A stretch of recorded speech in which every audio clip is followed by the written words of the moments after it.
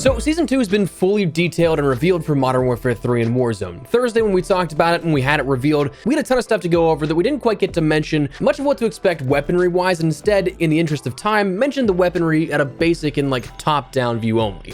Today, I wanted to dive deeper as we usually do, going into the weapons of the upcoming season, along with everything you need to know about them. So as we go along, drop your thoughts below, like any of these weapons in Season 2 on the way, not so much, whatever the case, feel free to share. If you enjoyed the video, drop a like on it, and consider subscribing for more Modern Warfare 3 and Warzone coverage as we round into the busy launch week here upcoming for Season 2. Check out my friends over at Gamer Advantage right now for a very limited time, just a few more hours here on the sale. The Augment frames are 75% off your entire order and 85% off with code ESPRESSO. Genuinely the biggest discount they've ever had for a pair of their glasses, but more on that a little later. And finally, check out the Twitch stream, link down there in the description below. We're getting back into the swing of things. Love to chat with you guys while we go live. But anyways, for now, let's jump into the new weapons of Season 2 in Modern Warfare 3 and Warzone. Let's start out with the launch weapons here. We have two coming at launch, both in the Battle Pass, the BP-50 and the Ram 9.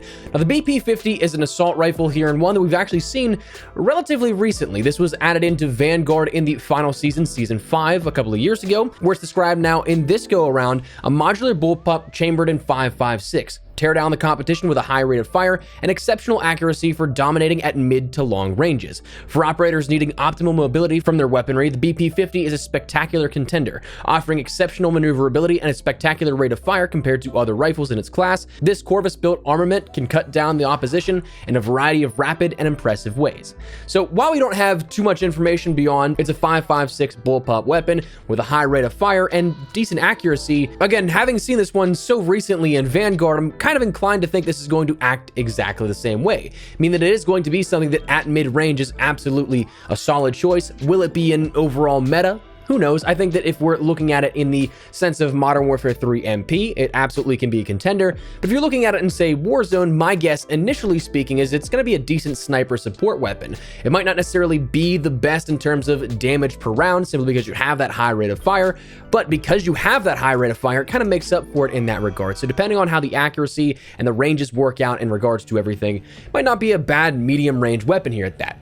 Now, the Ram 9 is an SMG, something that may seem kind of odd. We just saw the Ram 7 introduced with Season 1, but this is also coming in the Battle Pass. The Ram 9 is described as a more maneuverable and agile than its assault rifle counterpart. This bullpup SMG, chambered in 9mm, is lethal at close range, offering among the best in-class recoil control and mobility, as well as the most rounds in reserve of any SMG. The Ram 9 may not win any pinpoint accuracy rewards, especially at distance, but it's certainly a weapon that can mow down the opposition with high damage, chamber emptying assaults, especially as you close in for the kill. So they kind of double down on the fact that this is a close quarters weapon here at this, stating that it is for close range, but also at a distance, it's not going to be accurate. So the way that I kind of see this one going is similar to what we saw with maybe like the Swarm or something like that. Very fast firing, very powerful up close, but after probably 10 meters, it's not going to be your go-to weapon. That, depending on how weapon balancing goes within the Season 2 update, may still go to the AMR if you're looking for a longer range SMG. But the Ram 9 will be available in that Battle Pass, and these have both already been detailed. In the blog post revealing Modern Warfare 3 Season 2, we actually saw the overlook of the Battle Pass coming with this update, where the Battle Pass will have the BP-50 set at Sector B7 and the Ram 9 at Sector B6. Now, based off the Battle Pass image presented again in that blog, they are opposite ends of that initial fork in the road from where you start. Now, it will take about 25 to 30 tier tokens to get both base of those, depending on how you want to unlock them and if you take any deviations. But however, for those that want to buy the premium version, the Black Cell, well, that is where we actually do see one of very few added benefits here. I think that we'll see you starting on the opposite side of the battle map, but you'll have an unlock adjacent to that starting sector and then one that's just one additional sector off of another weapon, making them instant unlocks if you really want to go for them, because you get 20 tier skips with a Black Cell version of the Battle Pass. And not to mention their blueprints, so you have a few attachments while you rank up your weapons and work to get everything out in that full armament. So while I still think it's insanely stupid that they shifted to a genuinely paid of cash model for the Battle Pass, not COD points as it was in the past, where you could chain Battle Pass tokens to the next, to the next, to the next, and so on, If you ever do pick up Black Cell, it is an option that, of course, does give you a little bit of bonus and head start here on that. But those are the weapons at launch. Now, in season, we will see 2 more coming throughout season 2, the SOA Subverter, a battle rifle, and the Soulrender melee. Now, the SOA Subverter says it's chambered in 7.62 and is a hard-hitting rifle dominating at mid to longer ranges thanks to a low rate of fire and predictable recoil. With excellent rate of fire and accuracy, manageable recoil control, and best-in-class sprint to fire and movement speeds, this also offers excellent headshot and target flinch potential, even in its base state. With some fine-tuning, this could be a contender for the optimal battle rifle, if you can mitigate the more leisurely ADS speed, that is. This one, certainly interested to see how this plays around, because you have things like the MTZ 7.62, which is a relatively low rate of fire, but does have a pretty big bounce in that recoil property. And with a slow rate of fire, that also is interesting because you kind of have an all-over-the-place rate of fire comparison when you look at what a low rate of fire may be. Because, I mean, the BAS-B is probably the fastest firing, if I'm not mistaken, here off the top of my head. Then you have things like the MTZ 7.62, which is low, but then the Sidewinder is really low. So, like, where does it fit then in that sort of puzzle? But either way, however this works out, it will be unlocked via weekly challenge and might be worth going for because it is a 7.62 weapon. We've seen the 7.62s actually hold their own here for the most part in the meta so far, at least in Warzone, but this will be just like the TAC Evolvery that we saw. You'll have to complete 5 challenges during the weekly set, and then you'll unlock it as that overall weekly reward. Now, the Soulrender is mentioned as a ceremonial blade capable of razor-sharp cuts and deadly melee action in close quarters combat. A vicious blade of impeccably forged steel, the Soulrender one-handed sword slices quickly and deeply with rapid slashes. Using your aim button while holding fire will enable a guard stance, releasing the guard for an instant slice, allowing for expert timing when rapidly approaching a victim. Offering excellent damage and better mobility than any of the larger melee weapons, take this into the fight when facing down the living or the undead. Now, this one, it doesn't really excite me, if I'm honest with you. It's just another melee weapon to me with a couple of different caveats and a couple of different interesting pieces here with that guard stance, perhaps, but it's mentioned it's unlocked via Redacted. Now, it's quite possible this is introduced as an in-season refresh with the new Battle Pass sector, that one coming along at mid-season. We've seen those listed in the past as Redacted. But that begs the question then, is that the only weapons that we have? Because while it is on par for a lot of seasons in the past for weaponry, notably season 1 had 5 weapons, but again, historically speaking, it's pretty on par with the weapons throughout the season.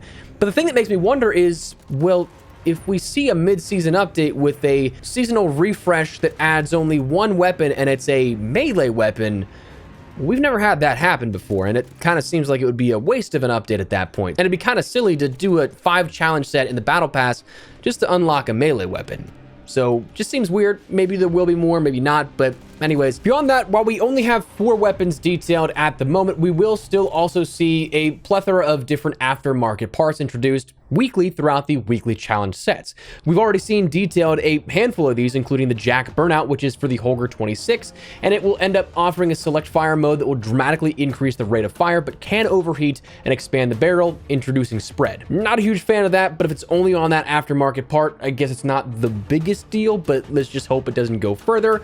The Jack Tyrant 7.62 kit is going to be for the longbow, which will be a conversion kit swapping out the receiver and magazine to accommodate for 7.62 for harder hitting subsonic round. The Jack Backsaw kit for the 5.56 is going to make it more maneuverable, removing the stock entirely for faster, more agile tactics. The Jack Limb Ripper for the underbarrel attachment and an overall attachment you can put on any weapon is going to be something that is that chainsaw that we ended up seeing, so certainly interesting. Then the Jack Maglift kit for the Haymaker is going to be a modification that reinforces the magwell, bolt, and trigger to accommodate for an extra large drum magazine. The Jack Outlaw 277 kit will be for the BAS-B, which is a conversion kit to transform it into a lever action rifle. And finally, the Jack Glassless Optic will be an overall optic attachment for multiple weapons, where it'll be a glassless reflex optic offering a crisp and clear sight picture for snappy target acquisition. Now, those are the weapons and the weapon sort of adjacent items you can end up expecting within season 2 here.